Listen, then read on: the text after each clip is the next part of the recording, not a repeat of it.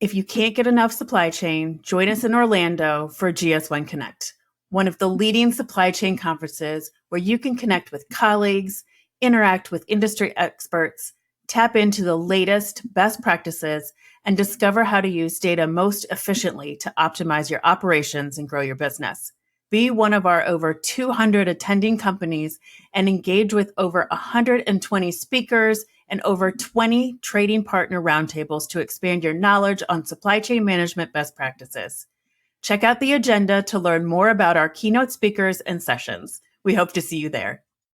Strategically, a lot of companies, they have robots on the mind, right? I mean, they have automation on the mind. They're thinking about how can they better optimize, how can they deal with some of those labor challenges in the warehouse that are still out there, and how can they just be more efficient. So I think a lot of companies are recognizing that, and there's a lot of focus too. And I see companies coming up where they're trying to help with that from an interoperability perspective. How do we be able to easily more integrate one solution with another solution from multiple companies? And I think there's a lot of focus on that and trying to figure out how do you make that all sing together, I guess, in unison and make that kind of an overall flowing thing without disjointed processes or silos happening there.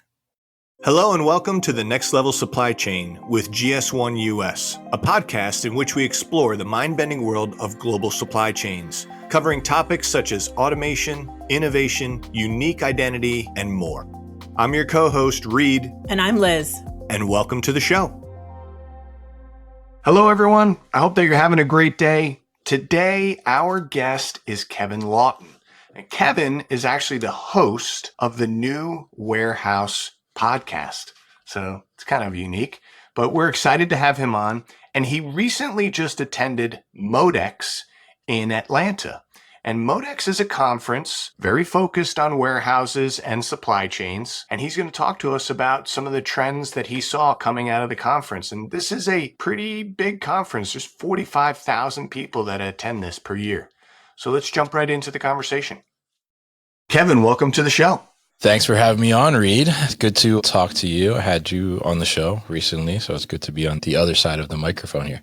I've been excited for this because we're going to get into Modex and the conference and everything, logistics and distribution and robotics, and I'm sure AI may come up in our conversation. But before we jump in, just for our audience, just give a little background on yourself and the new Warehouse podcast that you run and host. Just give us a little background. I've been working in warehouse operations for about 13 years now. I've started my career in inventory control type of role and been a warehouse manager, operations manager, plant manager, supervisor of quality control departments, very involved in warehouses and with systems and opening new buildings for companies as well. So I've seen a lot of things along the way. And along the way too, about 5 years ago, I started the new Warehouse, which is a podcast media company covering pretty much anything and everything that touches the warehouse. We'll talk about on the podcast. And the podcast is our main vehicle for doing that and creating that awareness overall. But we also do things like videos on YouTube and blog posts as well, and very involved on LinkedIn too in terms of content on there. But, it's really kind of the goal to just create awareness about what's happening in the industry and allow people like myself, when I started the podcast, that wanted to learn more about what's going on out there, to be able to do that in a more easier, more fun way, I guess you could say. Yeah, a little more relaxed, less formal, but still good information. It's funny because when we came up with the podcast on our side for GS1 US here, it was really about, we're having so many conversations of just tremendous knowledge being shared at lunch, the water cooler, in between meetings with clients, members, partners, everything. And I'm like, we got to share this a little bit more. And it's so funny because we thought about it the same way, very, very similar. So I wanted to have you on specifically because you were going to Modex and I couldn't go to Modex this year. So before we talk about Modex, why don't we tell our listeners what Modex really is? Sure. I mean, I think if you're in the material handling or warehousing, fulfillment industry, you maybe could describe Modex as like the mecca for the industry potentially. And Modex is a conference trade show put on by MHI, and they put on Modex and ProMat, which Modex is on the even years and ProMat is on the odd years, which I always thought is interesting. But I mean, it's just a massive, massive show. Basically, everybody that has a solution or is a solution provider within the space is exhibiting there. This year, I mean, they had, I think, 1,200 different exhibitors in Atlanta down there and about 45,000 attendees. So I think that kind of gives you the idea of the scale. And this year was, I would say, was just insane how busy it was, but it's definitely, if you want to see like what's the latest and what are some solutions out there for your operation, like that's the place to go to see it all in one place. Yeah, and it's held in Atlanta, correct? Yeah, Modex is in Atlanta, right? Yeah. And is ProMat in Chicago or is that in Atlanta as well? Yeah, ProMat is in Chicago. So yeah, ProMat 2025 will be back in Chicago. What is the major difference between the two? That's a good question. I think there's supposed to be somewhat of a difference, but I mean, if I look at it, and I've been to every ProMat and Modex since 2019, so for like the last 5 years, pretty much, I don't think there's much of a difference, to be honest, besides the location and venue. Interesting. I have to look into that a little more. So let's start talking about some of the trends. What are some trends that you were seeing beforehand or hearing about, but maybe got validated there? Or we all know about AI and we all know about robotics, but what are some things that are getting really sticky? This year at Modex, you can't not talk about the robotics side. I mean, everywhere you look, and a lot of people I talk to actually, I mean, they're like, this is moved from a material handling show into a robotics show, actually, just by the sheer amount of robots that were there. I think one of the big things around that, especially that people were looking for or very interested to see, was around humanoid robots specifically. And who would be there. I mean, last year at ProMat, you had Agility Robotics with their Digit humanoid robot was live on display doing a demo, and they were the only humanoid robot there. And surprisingly, I was pretty surprised by this, but again, they were the only humanoid robot company there at Modex on display doing a demo. And I think that kind of goes a long way as a testament that, you know, maybe they're a little further along than some of the other humanoid companies. But it's pretty interesting to see. So there's certainly a lot of talk and buzz around that. But stepping aside from, I guess, the shiny objects, we could call them, I guess, in the industry, right? The robots and things. There's a lot of focus, and I was hearing this not only at Modex, but also Manifest earlier this year too as well. There's a lot of focus and conversation around the software and the data side of operations, and how are we getting our data to be clean, standardized, useful, and then what kind of software are we putting in place to be able to take that data and do something actionable with it, and creating kind of that foundation to start to bring in those robots or those automation solutions. And I think there's a lot of focus and conversation around that. And I think it's an important thing to discuss and think about, because I think that maybe from a marketing perspective, in a sense, on the robotics and automation side, that isn't necessarily like a messaging thing that's blatantly out there, that like, hey, you can't just throw a robot in and it's going to solve all your problems, right? You have to have this foundational baseline to be able to build upon that and then start to bring in those solutions.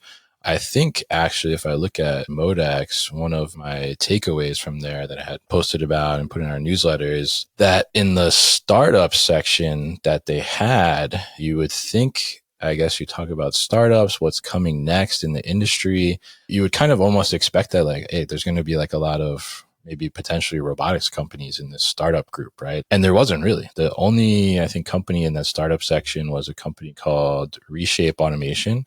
They're creating like a marketplace for automation and robotics solutions, which is pretty interesting and gives you a lot of transparency around pricing too, which is an interesting solution. But aside from that, all the other startup companies that were in there are focused from like a data and a software perspective, and not from a huge overarching system or umbrella data. We see all this visibility talk all over the place, right? I think that's another buzzword in the industry, but focusing on some of these, what I like to call in between processes in a sense. So you had like two boxes who was just strictly focused on standardizing the returns process from an operations perspective. You had TACT in there, which is taking labor management system to the next level. Pacurate as well, which is focusing on standardization and optimization of carton optimization. So like if you have multiple items that you're putting in a box, what's the best box to use and what's the best way to arrange them? And how do you get smarter about that? Company called Response as well, which they're focused on aggregating all of your different suppliers that you use for supplies in operations. So like if you use like a Uline and a Grainger and maybe Amazon, Home Depot, and you're going out there procuring supplies from all these different things, you're able to put together all of the accounts from those and put them under one umbrella. And you just go through the Response platform and everything is there and it's just connected to all your accounts. And it's like one checkout, which I think is really cool. And a company called Arvist as well. And they're taking existing security cameras that you would have in your building and utilizing AI computer vision to take that video footage to recognize where you have potential problems from like a safety perspective or even like an efficiency perspective. So I think that's very telling to see that in, I think they call it Startup Zone or Startup Pavilion, something like that. I mean, that's very telling to say kind of where are these solutions heading and what's becoming important and top of mind, where I think a lot of the focus has been on robotics because it catches the attention or it's AI or things like that. But I think people are starting to recognize that, hey, I need to get my foundational standardization and optimization together because I know that at some point I need to do robotics and automation. But like if I just layer on a robot or an automated solution on top of a process that hasn't been optimized or maybe is arguably a bad process, right? I'm just going to kind of make that just happen faster, but not necessarily get the output that I'm expecting. Yeah, it's not getting the true return that you're looking for. I think a lot of folks have been, hey, I want general AI. I just want another human. And I'm like, well, be careful for that because I'm from a big family and we're all human and we have many different thoughts and we look at things very differently. And we'll give you the same directions to the same location. You'll get there differently. And that's just human interaction. It's intriguing to me, but also somewhat expected when you say that the software and data side of the operations and cleansing and standardizing, robotics and automation is on the top list for many C-suites and many boardrooms. But what they often forget is what we just said, is that in order to automate something, it needs a system. System needs an input measure that's typically a database. Now, there's lots of kinds of databases and there's machine learning and unsupervised machine learning and there's flat file indexing and we can get pretty technical, down those spaces, but it comes back to data. And a lot of folks, you can have a closed loop proprietary thing and you can really hunker down and get that thing flowing. But the world is getting smaller every day and resiliency that has to be built into our operations. It's interoperability and pivoting quickly. Was that a conversation as well? Yeah, I think there's a lot of conversation around that, especially you just touched on the interoperability portion to it. And I think a lot of the robotics companies as well are recognizing that because I think there's certainly some companies where they're trying to have a solution under their umbrella for every process, right? But there's some, I think, that are recognizing that, hey, we're really good at this one thing. So let's try and figure out how do we have better interoperability. So you're seeing a lot more partnerships, I would say, between a lot of companies, and especially on the robotics side, where you're seeing in some instances some booths where it was one robotics company's booth, but then they actually had a robot from another company too, and they were showing how they can interact with them.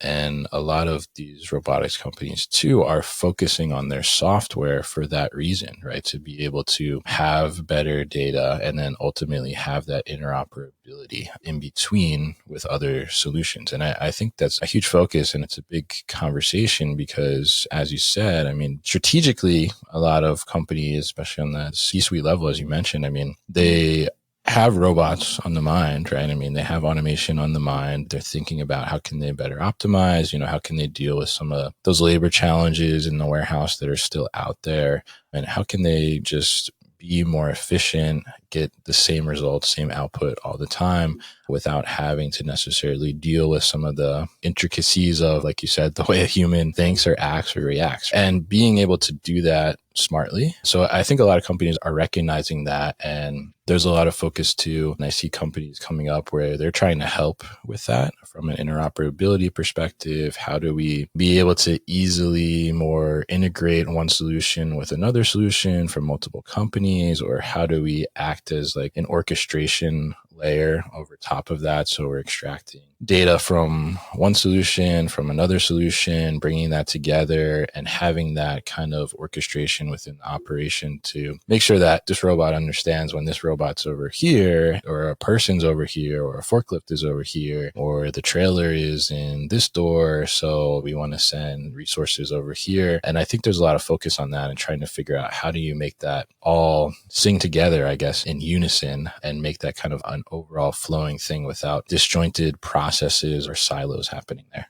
It's interesting because two things come to mind for me. I was 2 months ago sitting in a presentation. It was more of a entrepreneurial financial environment, but they were talking about scaling. And this woman was presenting, and she was a really good presenter. She really got everyone's attention. And she said, everybody's looking for efficiencies. Everyone's looking for a better process, but you're missing the picture of systems, repeatable systems.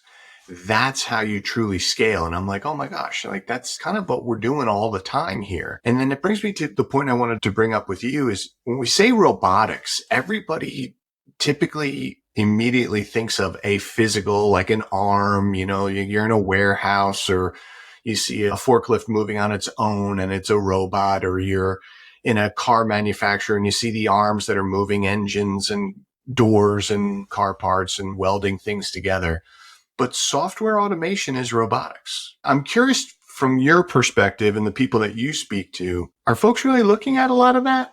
Like how to really truly automate software processes, like scanning in a PO, updating it, getting it out, digitizing it. No physical machines, but there's a lot of compute automation. Yeah, absolutely. I mean, I think that's a huge focus too, because, you talk about like scanning POs, for example, right? Or scanning barcodes, right? Which a ton about, right? In GS1. It's such an interesting thing because there's still operations out there, I mean, that are still working off paper. I mean, they're still picking off paper, which is crazy to think. I mean, you go to a show like Modex and you see the amount of technology there, and then you say like, oh, there's still an operation that's out there picking off paper. You're like, what? How could that be? Right. All day, every day.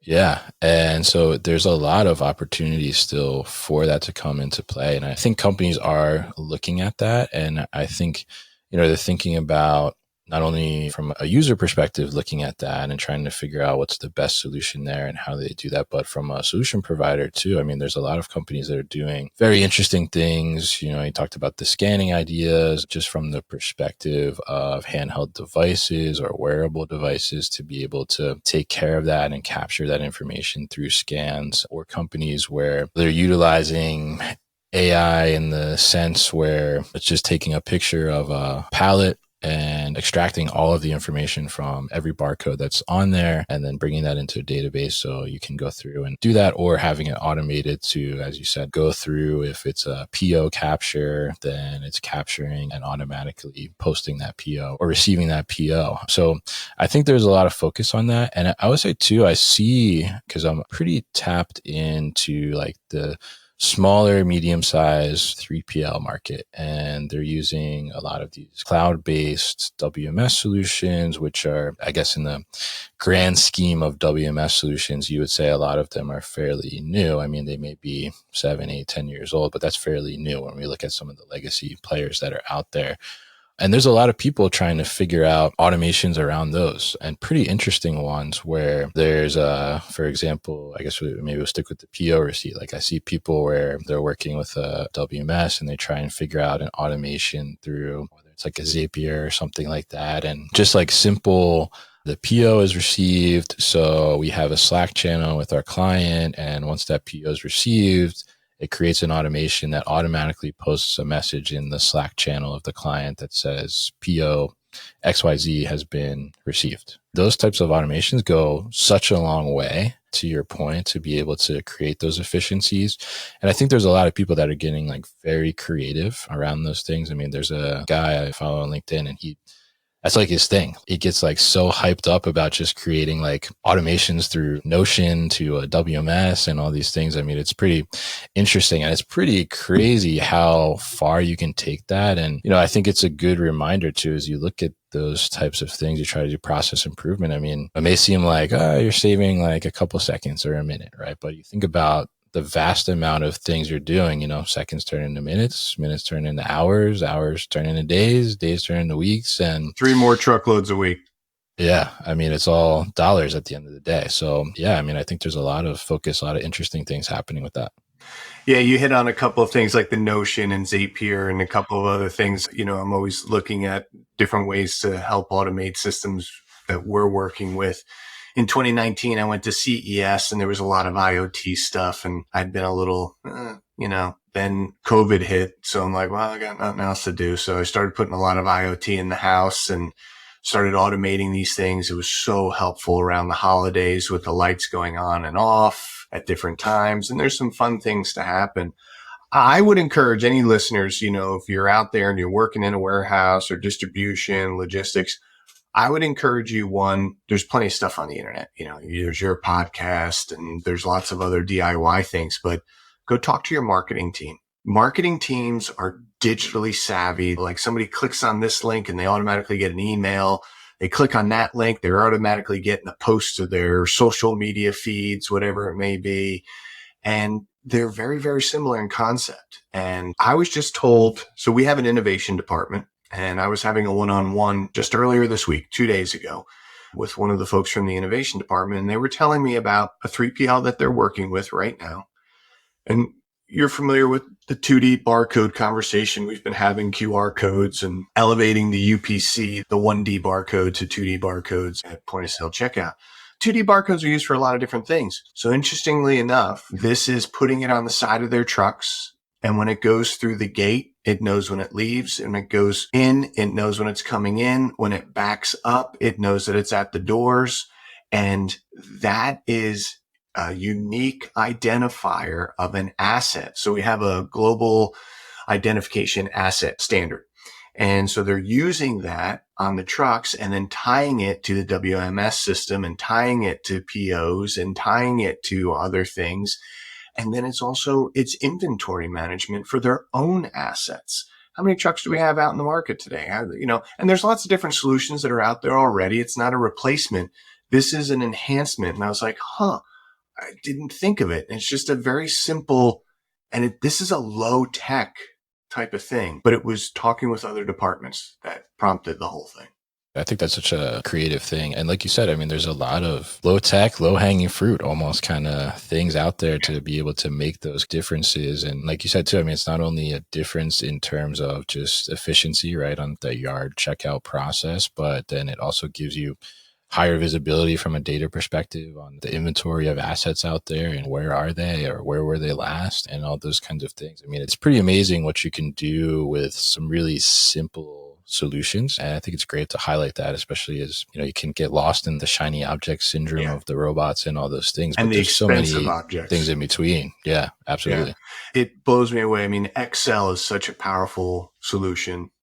Email is a powerful solution. There's not a lot of folks that actually realize you can automate email. And I see a lot of companies that'll, hey, we're digitizing. I was like, oh, really? That's fantastic. Yep. We no longer use pen and paper. Everything's in Excel. Do you have any formulas in the Excel? Is it automated? No. It's just digitized so we can search for it. I'm like, okay, yes, you did digitize, but that's like taking one step where you could have taken like leaps and bounds. Same cost, same time, same effort type of things. from your perspective, we talked about Modex, we talked about the conference and some of the people that were there and highly attended, a lot of education classes that you can take there and keynote speakers and so forth. But what are some other best practices that you're seeing and sharing with your audience on your podcast about supply chain and warehouse operations that we haven't touched on? So we talked about automation, we're talking about robotics, and we're talking about systems. But are there some other things that we haven't talked about that you're like, is there some kind of like simple 101 blocking and tackling that needs to happen today? Yeah, absolutely. I always say if you take it way back, right, for foundational processes and things like that, if you're looking to do process improvement, which I think for an operations manager, I mean, your head should always be in process improvement mode. The first thing I always say to look at is where do you have travel time and where do you have paper? I mean, those are like your two biggest wastes that are easily addressable. I think, if you look at, for example, we talked about the PO coming in, right? Somebody has a stationary computer at a desk and they're walking back and forth, check POs on pallets on the dock. I mean, give them a mobile workstation, like a Newcastle Systems cart or something, and have them take the computer to the work. It's simple things like that, I think, where it's like a third eye for waste, I guess, in a sense, for an operation. Like, it opens up so many opportunities that you're just like, man, there's so many things here I can do to just like save costs, save time, make the employees' day a little easier, run a little smoother. So those types of things are kind of always the 101 foundational, I say. And then we talked about digitizing and automating things. I mean, anywhere you're using paper, there's most likely, absolutely, probably 99.9% of the time, there is some type of digital solution to be able to eliminate that paper. And I think that's one of the big things too, not only from just an efficiency, productivity, cost saving perspective, but from like a sustainability perspective too. I think that's a huge thing. I mean, you have companies out there that are doing electronic BOLs, for example, and you think about how many BOLs a company uses in let alone a week, let alone a year, and then keeping them in boxes. It's taking up storage space and racking for multiple years there until accounting is like, okay, you can let go of them. But I mean, there's so many things foundational you can find just in those two little things. Like, where am I taking a lot of steps? Where am I using paper? And just to look at those and address them. And then I think foundationally too, from a 101 perspective, simply talk to the people that are doing the work every day in the operation. I mean, talk to them, ask them what's frustrating to you, what doesn't make sense to you. I'll give an example from my career, one that always kind of sticks out in my head as like a very small thing, but made like a big difference for the employee and ended up having a decent amount of cost savings too. Was, go back to the BOL example, you print a BOL, you need 2 copies, you send 1 copy with the driver, you keep 1 copy.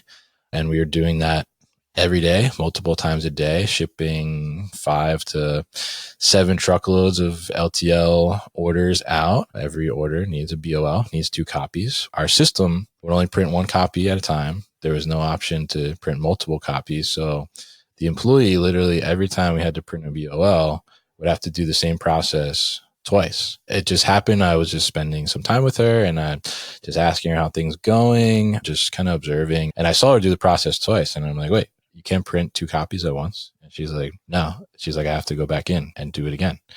And I'm like, how could that be? Like, we could fix that. And, simple IT ticket, simple thing in like 2-3 days, they updated it. And we know every single time we need 2 copies. So she just hits the button once and she gets 2 copies and save all that time. Just a little tweak like that and seeing those kinds of things. I mean, you got to get on the floor, whether it's observing with your own eyes or talking with those employees that are on the floor doing the work every day and starting to understand what are some of those things. And that's really how you start to find these cost saving little things. And like we said earlier, I mean, they add up exponentially over time. And I think that's some of the 3 things I would say would be like my focus. Like, if I was going to walk into an operation for the first time and they asked me to look at where can we improve some process, where can we find some cost savings, like those are probably the 3 things that I would do right off the bat. That's awesome. I really appreciate you sharing that. For folks out there that you're thinking like, oh, these are all great ideas, but we have no money and budgets are tight and those types of things, Kevin's not wrong here. Shavings make a pile. And I will tell you from personal experience, I had this shavings make a pile opportunity and all these little benefits. There were little benefits, but I couldn't get the company to buy into moving forward. And I happened to be at a lunch with a couple of colleagues and friends and was talking about it. I'm like, yeah, they just won't move on it. And they're like, well, why don't you get legal to play for it? I'm like, what does legal have to do with this? But in this particular incident, it was a document that was needed. And whenever it was lost, it would cost legal, whatever, blah, blah, blah. That cost in itself, one incident paid for the whole thing. So I'm over here with all these little 2%, 5% benefits. But because X number of people had to focus in on it and legal, it was a very unique. But my point is that a lot of times we're in our own fishbowl, we're in our own swim lane, and we think what we're doing in the warehouse or in our swim lane, there's always a cascading effect. And sometimes that there is some other opportunities out there. So I just share that as encouragement because I know the struggle's real out there to kind of get some of these improvements. Yeah, absolutely. I think that's a great tip there too. I mean, that's one thing I always try to make an effort is to get to know the other departments and, work with them too. Because like you said, I mean, there's many things where, it's like a win for you. It's an improvement for you, but then you may not realize like, oh, that's like a big improvement for customer service too. Or that's a big improvement from a finance perspective too. And, you start to get more than one person barking up the tree, I guess, in a sense, like you can get some attention around something like that. Yeah. And a lot of 2-for-1s. If marketing's doing something, they want to put it on the side of a truck, you might actually be able to leverage it for some other logistics pieces. We're kind of coming up on time here. And I didn't even mention this. I'll have to mention it earlier, but Liz wasn't able to join us today. So Liz is our co-host, but at the very last minute, Liz was traveling and had a little hang up, so she couldn't make the show today. But Liz and I always kind of go with our last 2 questions of the podcast. So I get to ask both. So the first one we always ask everybody is, what's your favorite technology that you're using today? Could be for work, could be personal, but what's your favorite tech you're using today? Man, my favorite tech, I mean, it's got to be my phone, my smartphone. Yeah. It's an amazing device. Yeah, I mean, it sounds like, very basic, high level, but I mean, at the end of the day, like I look at that and I'm like, what I do around the podcast and everything, there's literally only one task that I cannot do from my phone, which is record the podcast itself, right? And you probably could, it's just not as convenient. Yeah, it just wouldn't be as good quality and it wouldn't be the same. But everything from social media we do to the emails we do to writing, reviewing things, I mean, it's all on the phone. So paying bills, collecting money. Yeah. It can be anywhere pretty much. It takes away kind of that need to be stationary in a sense and gives a lot more flexibility, which I think is such a powerful thing, especially trying to be flexible and spend time with family and things like that. I mean, it's a huge thing. And I will say I also live by my Google Calendar. So I will say that on the phone too is a huge thing for me. Yeah, especially having the multiple calendars for different things. Last question for you is, what's something that as a young person, middle life, where you are right now in current life, or just somewhere along the lines, that's just something happened and it blew your mind and it changed the way you look at the world going forward? I will say the idea of becoming more curious. I think early on, like in my career, I will say it's easy in a sense, I think, to just take things as they are because you're trying to figure out, you're trying to navigate, right? But as I started to ask why a little more and start to get a little more curious, I found that opened so many doors for me. And tying back to a lot of our conversation, we were talking about finding opportunities to improve things within an operation or a company and getting involved with other departments. When I would start to inquire more or ask why, that really opened up a lot of opportunities for me to shine as an employee or within my career, or for just other opportunities to arise as well. So when I started kind of asking why and not necessarily getting afraid of being like it's told no or like it doesn't concern you, I mean, that really changed a lot of things for me. And that kind of opened my mind a lot to think about things in a different way. That is so insightful. I really appreciate you sharing that because we've all had those moments. I look back on certain things and I'm Yeah. A lot of times you're scared, right? What's the worst thing they can say? That's a stupid question.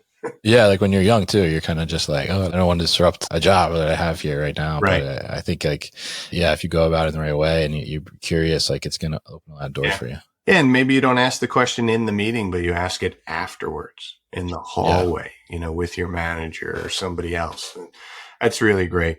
Well, Kevin, can't thank you enough for spending some time with us, and thank you for the update and lowdown on Modex. It sounded like it was another great event. I mean, 45,000 people is no small shake of a stick. I mean, there's a lot of collaboration going on down there, and I appreciate you spending it with us.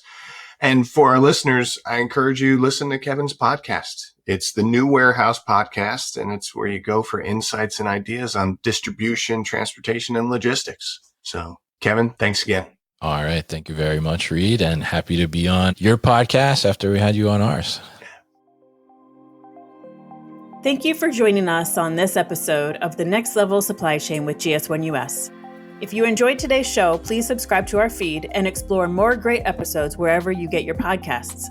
Don't forget to share and follow us on social media. Thanks again, and we'll see you next time.